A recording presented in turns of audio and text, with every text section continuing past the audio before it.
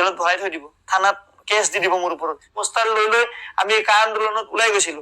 যদি কিবা কয় ভিউচৰ কাৰণে কৰি আছো, যদি কিবা নকওঁ তেনেহলে কয় কিয় কোৱা নাই, যদি কিবা কওঁ আকৌ কব যে কিয় কৈ আছা ঘৰত বহি ফালে, ওলাই আহিব লাগে ৰাস্তাত। মানে আমি কাৰ কথা শুনিম? আমি ছচিয়েল মিডিয়াত মোৰ কাম হল, মোক যিসকলে চিনি পায় বিকাশ চেত্ৰী বুলি, মই এজন ট্ৰেভেল ব্লগাৰ হয়, মই এজন ইউটিউবাৰ হয়, যোনে বাইক চলাই ভাল পাওঁ, যোনে মই ট্ৰেভেল কৰি ভাল পাওঁ, ফুৰি ভাল পাওঁ, আৰু আপোনালোকক বিভিন্ন ধৰণৰ ঠাই, বিভিন্ন ধৰণৰ খানা, বিভিন্ন ধৰণৰ বেলেগ বেলেগ ট্ৰেডিচনেল কালচাৰ এইবোৰ মই দেখাওঁ। মোৰ সেইটো হ'ল মেইন কাম। কেতিয়াও মই কন্ট্ৰভাৰ্চি টপিকৰ ওপৰত বা কিবা চুমি বৰাৰ ঘটনা হওক, কিবা হেৰিৰ ঘটনা হওক, এইবোৰৰ কথা মই মানে কেতিয়াও ছচিয়েল মিডিয়াত কব নাযাওঁ, আৰু আজিলৈকে কোৱা নাই। কাৰণ সেইবোৰ কাম হ'ল নিউজ চেনেল এটাৰ। মোৰ কাম, নিউজ চেনেলে যিটো কাম কৰে সেইটো কাম মোৰ নহয়। মোৰ কাম হ'ল মই ট্ৰেভেলৰ ওপৰত ধুনীয়া ধুনীয়া ঠাই দেখাওঁ, কেতিয়াবা যিমান যেনেকে পাৰো সাধ্য অনুযায়ী মই দুখীয়া মানুহক সহায় কৰিবলৈ চেষ্টা কৰো, যাতে মোক দেখি আৰু দুজনে ওলাই আহক। তেনেকুৱা ধৰণৰ কাম মই কৰি ভাল পাওঁ, আৰু মই এনেকুৱা ধৰণৰ কাম কৰো। কিন্তু এতিয়া আমাৰ জুবিন দাৰ কাৰণে আমি মাতিবই লাগিব, যোনে যি কাম নকৰক। মই ট্ৰেভেল ভিডিঅ বনাও, এইবিলাক দৰকাৰ নাই, কোনোবাই কিবাই বনাই, এইবিলাক দৰকাৰ নাই। কিন্তু এতিয়া এইটো টাইমত এনেকুৱা নহয় যে আমি ইউটিউবাৰ বোৰ আছো বা ইনফ্লুৱেঞ্চাৰ বোৰ বা অকল মিডিয়াৰ মানুহ বা এক্টৰ, হিৰো, হিৰইন, সিংগাৰ এইবোৰে যে মাত দিব সেইটো নহয়। এতিয়া এনেকুৱা টাইমত চবে মাত দিয়াটো সকলোৰে এটা দায়িত্ব। কাৰণ জুবিন দা আমাৰ হয়, আমাৰ সকলোৰে হয়। জুবিন দা বেলেগ কোনো পলিটিকেল পাৰ্টিৰ নহয়, জুবিন দা কোনো সেই দল সংগঠনৰ নহয়, জুবিন দা আমাৰ সকলোৰে হয়। আৰু জুবিন দাৰ কাৰণে আমি যিমান যি পাৰো মাতি ৰাখিম। আৰু এইটোৰ কাৰণে কোনোবাই যদি কয় ভিউচৰ কাৰণে মাতি আছো, মাতি আছো। কোনোবাই যদি কয় TRPৰ কাৰণে মাতি আছো, মাতিম। জুবিন দাক মই বহুত দিন লগ পাইছো।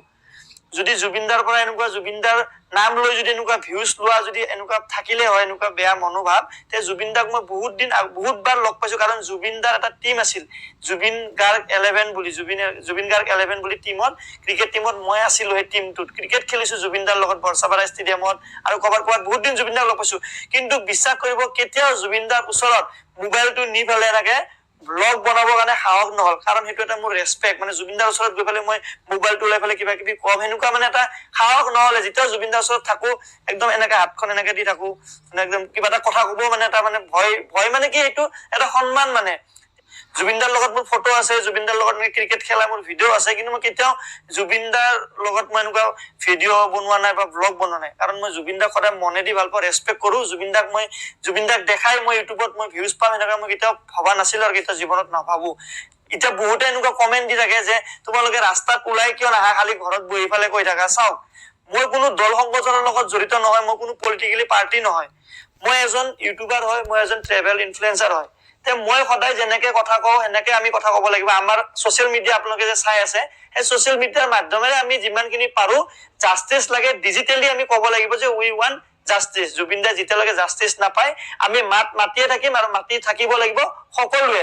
চৰকাৰৰ ওপৰত আমাৰ বিশ্বাস আছে, CM ছাৰৰ ওপৰত আমাৰ বিশ্বাস আছে। তেওঁ যি ডিচিজন লব আমাৰ সকলোৰে ভালৰ কাৰণে লব, আৰু তেওঁৰ জুবিন দাৰ পৰিয়ালৰ কাৰণেও ভালৰ কাৰণে তেওঁ ডিচিজন লব। তেওঁ কেতিয়াও ৰাইজৰ বিপক্ষে গৈ এনেকুৱা ডিচিজন নলয়টো আমি জানো।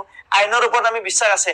আজি যদি মই ৰাস্তাত গৈ আন্দোলন কৰো, বহুতে এইটো ভিডিঅ'ত আপোনালোকে মই কোৱা কথাখিনি হয়তো বুজি পাইছে। মই যদি আজি গৈ পেলাই ৰাস্তাত ওলাই গৈ আন্দোলন কৰো যে আমাক জুবিন দাক ন্যায় লাগে, হাল্লা কৰো, মোক হয়তো জেলত ভৰাই থৈ দিব, থানাত কেছ দি দিব মোৰ ওপৰত।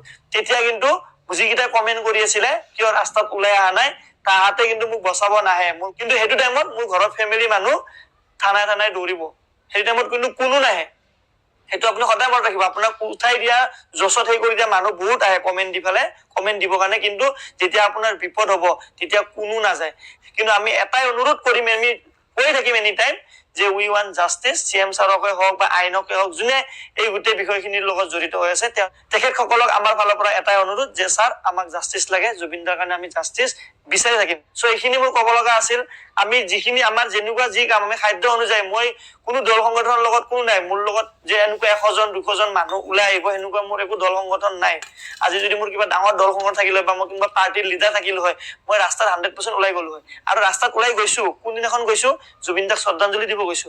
ৰাস্তাত ওলাই গৈছো, কোনদিনাখন গৈছো, জুবিন দাক শ্ৰদ্ধাঞ্জলি দিব অহা মানুহখিনিক পানী বিলাব গৈছো। বহুত মানুহ পানী কষ্ট পাই আছিলে পানীৰ কাৰণে, আমি পানী বিলাব গৈছো। এনেকুৱা যদি পৰিস্থিতি হৈ যায় যে গোটেই অসমবাসী ৰাইজ ওলাই আহিছে, যেনেকে কা আন্দোলনৰ টাইমত আমি ওলাই গৈছিলো ৰাস্তাত, সেইটো টাইমত এতিয়াও মোৰ ফটো আছে, আমি এনেকুৱা পোষ্টাৰ লৈ আমি কা আন্দোলনত ওলাই গৈছিলো। সেনেকুৱা পৰিস্থিতি হলে আমি ওলাই যামেই আন্দোলন কৰিব। কিন্তু এইটো টাইমত আমি এনেকে 2-3জন মোৰ লগ বন্ধুক নিয়ে বোলে হাল্লা কৰি আছো ৰাস্তাত গৈ পেলাই ভৰাই দিলে জেলত, তেতিয়া মোৰ ফেমিলি কোনে চাব? সেইকাৰণে আপোনালোকেও যদি এনেকুৱা প্ৰটেষ্ট কৰে ভাবি চিন্তি, প্ৰটেষ্ট মানে ৰাস্তাত ওলাই প্ৰটেষ্টৰ কথা মই কেতিয়াও সমৰ্থন নকৰো। ৰাস্তাত গৈ পেলাই যোনে যেনেকে কয় ভাবি চিন্তি বস্তুবিলাক কব, যাতে আপোনাৰ লগত আপোনাৰ ফেমিলিৰো বিপদ নহয়। জাষ্টিচ আমি বিচাৰি থাকিম, জুবিন দাই জাষ্টিচ পাব লাগে। উই ৱান্ট জাষ্টিচ।